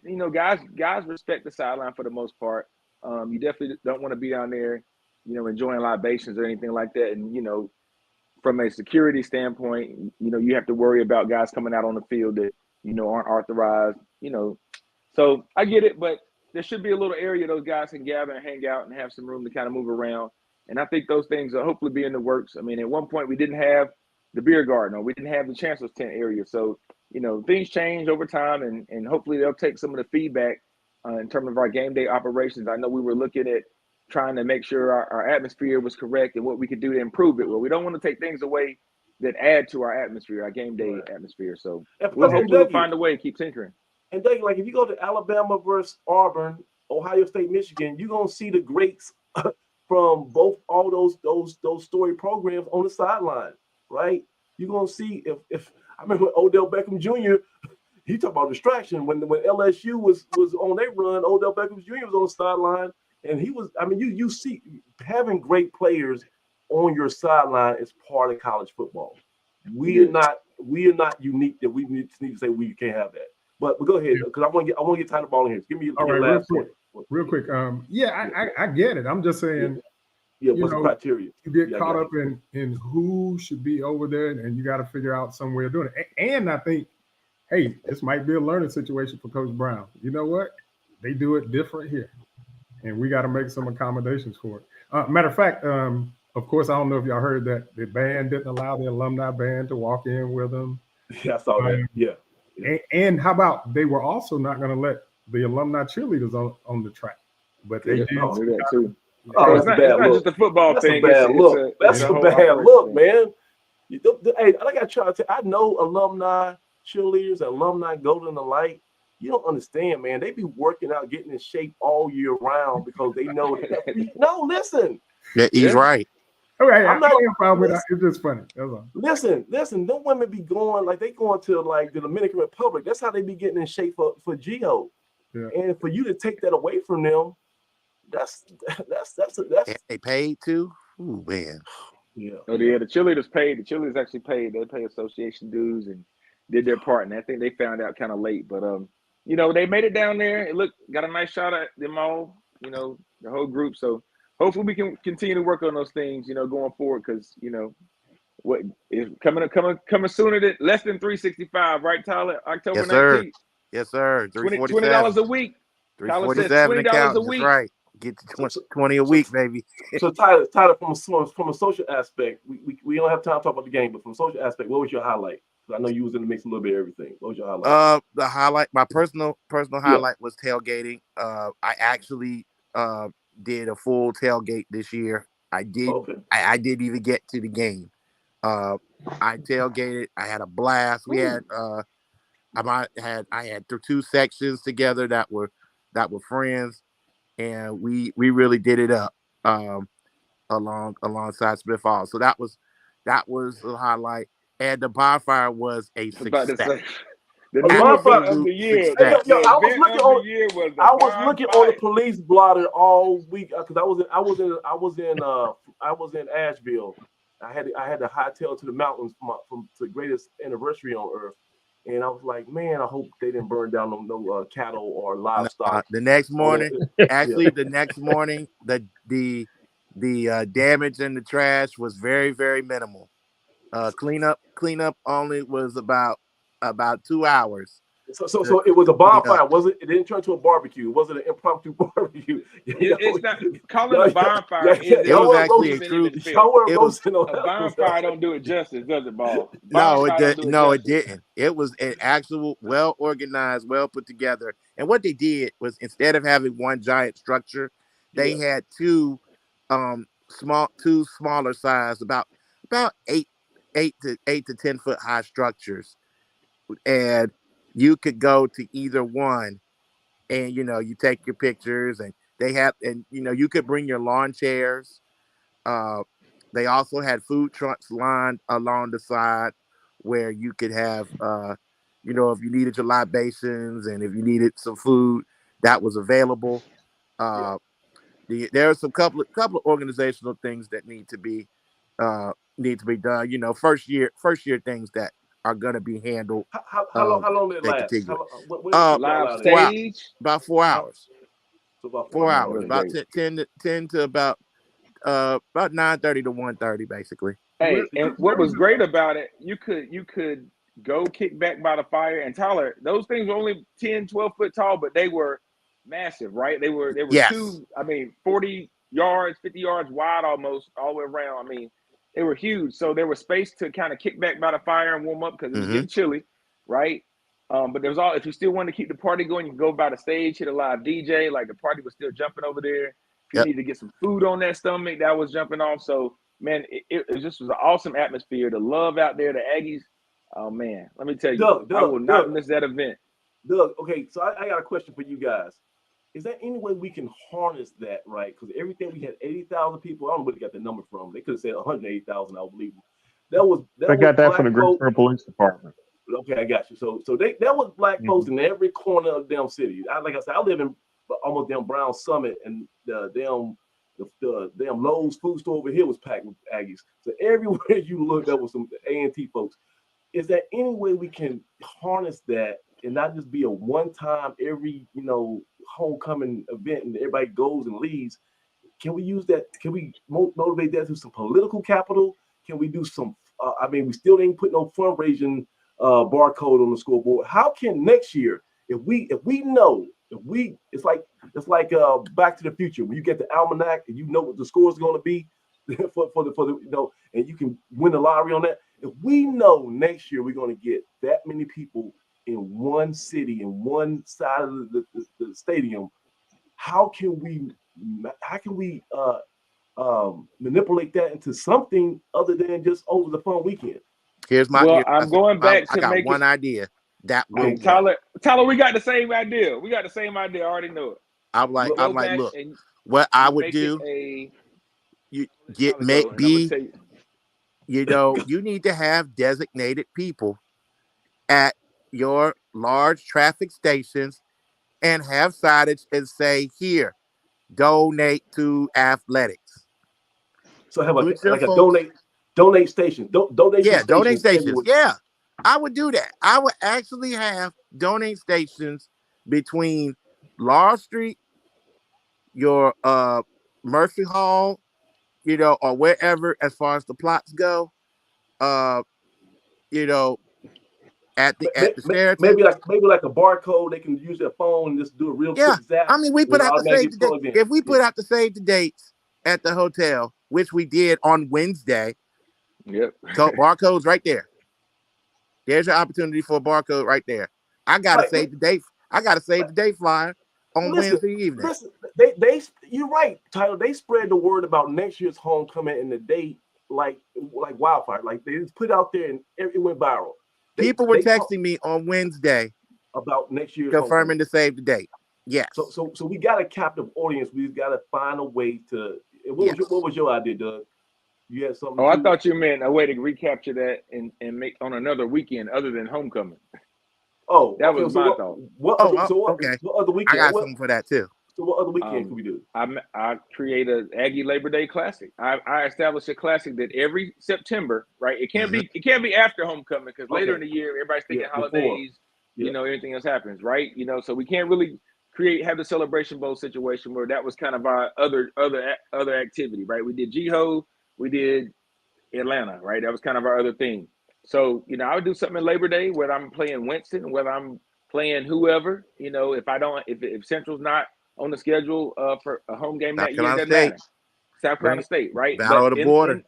In September, I'm having a huge classic, and I'm personally inviting all those Aggies that come to GHOE. I want you here. Let's make more than one game, right? So if you can't make homecoming, you still have another game you can come in fellowship, and it's specifically targeted to Aggies. Like, we're gonna create that atmosphere. It's the family reunion weekend, is what we're gonna call it. The Labor Day Family Reunion Classic, where we're bringing everybody here, right? We're bringing you here. Yeah. And whatever else you need to do to make it jumping, whether it's a band competition, all that marbles competition, whatever you can do to build around it, you build it, right? Just like the Magic City Classic, that's what they do. They get it popping down there, right? I like that family reunion. You already got one. You already got a game every other yeyear to do it. Central. You got one that's built in, right? And it's not hard to and it's I know not hard to duplicate it in Charlotte, but you make the classic the draw. The classic and A&T are the draw, right? I don't care. Well, I don't care, but it's not as important who you play. It may be important numbers wise if you can get a few more butts in the seats or attract the school that wants to come be a part of that celebration and that party. But it's about us. It's about us. It's about us. No doubt. Ain't nobody. Those 8,000 people didn't come to see Towson. Nobody from Baltimore. They didn't come and see what they came about A&T family. I like that idea. We gotta get out here because everybody's talking about how long our shows be. Gotta let Tyler say a few words, man. You gotta give a shout out to Jeff, man. Absolutely. You said online, man. Absolutely. Just want to send a special rest in peace to first overall Spencer Gwynn, man. Rest in peace to Spencer, because that man taught me not about 50% of everything I know ends when it came to A&T history. So and definitely want to send a rest in peace to Jeff Owens. For you guys are a little bit older. Jeff was in Doug's class. He's right around 2004. I think he finished in 2004. He was a great event planner. put a lot of things together. Some of them exist today. Some of them you saw on homecoming, particularly the pep rally. He was part of that University Event Center that jumped that off early in like 2005, 2006. He had a great 4-year run there. Was very, very loyal to A&T and A&T Athletics. Also a successful event planner for several events, including Aggies, whether in Atlanta and in DC, and he will be sorely missed. Totally love that guy, man. Matter of fact, his last text to me was on October 24th, and he asked me when was GHOE 24. Oh, thanks. Yeah.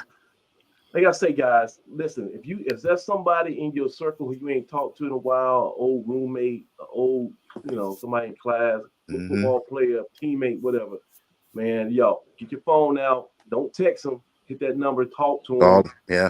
Or better yet, drive up, pull up on them, man. Yeah, man. Crack open a beer or something like that. Because I'm telling you, man, life it goes fast. Precious, man. Love on your people.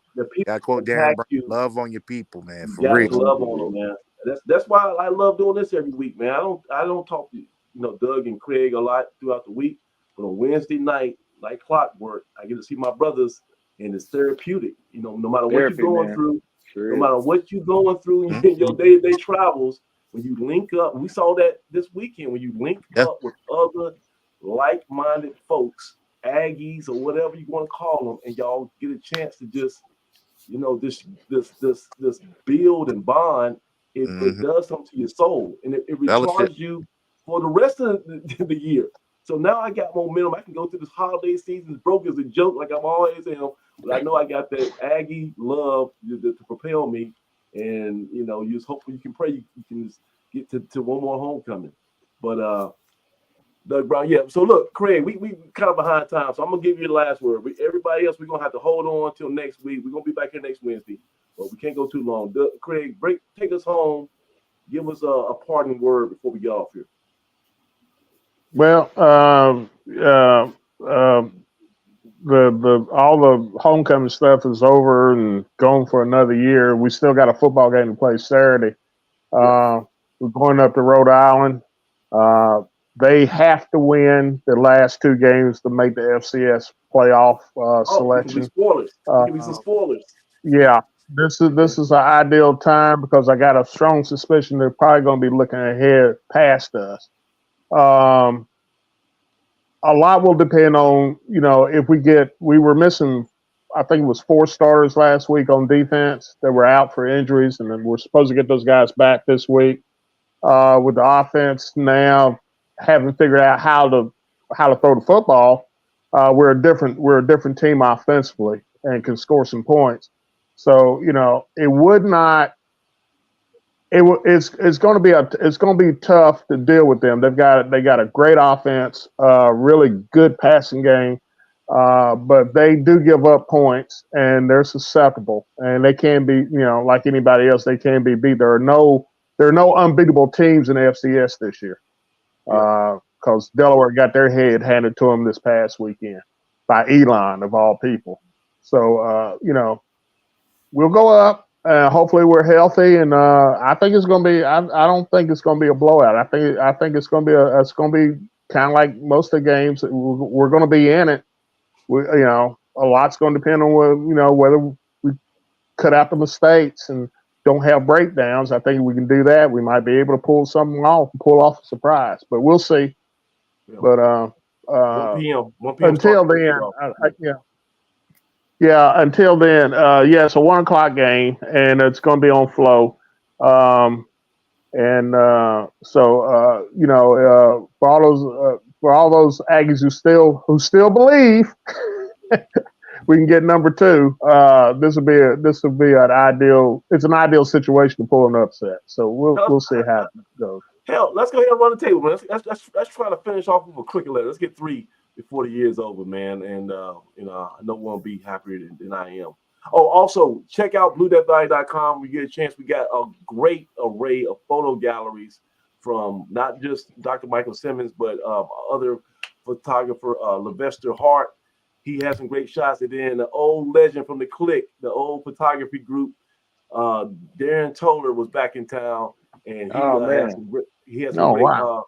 I posted one of him on Twitter where he caught the cheerleaders flipping in the air. Oh yeah, that was a great pick. Man, that was awesome. Good shot. So we got Dr. Simmons, Levester Hart, and Darren Toller all on the photo galleries on the BlueDeathValley.com homepage. We gotta get out of here. Troy, I'll let you speak next time. 94. I want to ask a question. Where's the bonfire located? Bonfire was on A&T Farm. Come on, secret location, man. Secret location. A&T Farm, yeah. And I think they only burned down Area 51. Area 51. That's right. That's right. All right, we gotta go. Area 51. For Dougie Fresh in the bottom now, A&T Roy, 94, and of course CT Craig Turner. I am Samaj Marsh. It's been we kind of long tonight. This has been a fun GHOE post-mortem edition of Inside the Valley. See you next week. Peace. Aggie Pride. Aggie Pride. Aggie Pride. Aggie Pride.